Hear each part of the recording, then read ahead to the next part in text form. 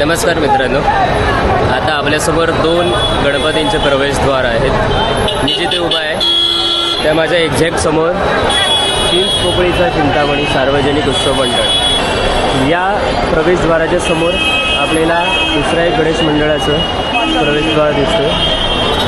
तो अर्थातच काळा चौकीचा महागणपती.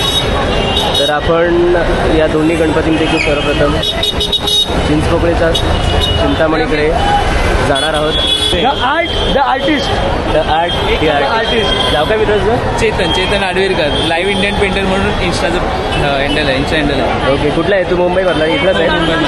ओके, खूप छान पेंटिंग आहे. Thank you so much.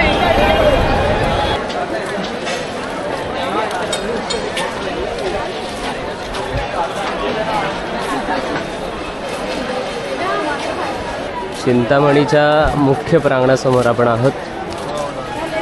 सुंदर अशी रोषणाई त्यांनी मुख्य गेटपासून इथपर्यंत केलेली आहे. याच्याही पुढे ते करतायत.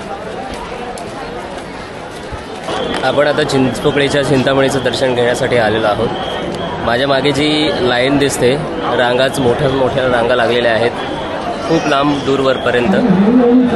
त्या थेट पायथ्यापर्यंत चरण दर्शनासाठी रांगा आहेत आणि माझ्या डाव्या बाजूला इथून मुखदर्शनासाठी रांगा आहेत. तर आपण या रांगेतून पुढे जाणार आहोत. चिंचपोकळी नगरीत आलेल्या सर्व चिंतामणी भक्तांचं मंडळातर्फे हार्दिक स्वागत. पायी हळूहळू चाला, मुखाने चिंतामणी बोला. पायामध्ये चप्पल्स असतील त्यांना स्त्रीचं फक्त मुखदर्शन होईल याची नोंद घ्यायची आहे.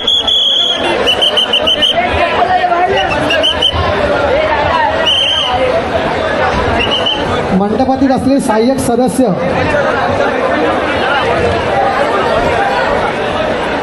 मंडपामध्ये असलेले आमचे सहाय्यक सदस्य थोडीशी गर्दी कमी करायची आहे. ज्यांना स्त्रीचं दर्शन झालं आहे त्यांनी मार्गस्थ व्हा. मंडळाला तुमच्याकडनं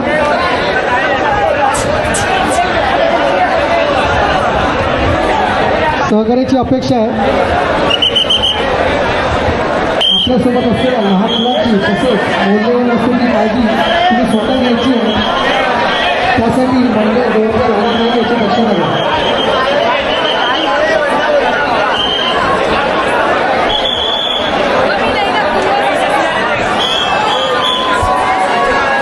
काही हळूहळू चाला, चिंतामणी बोला.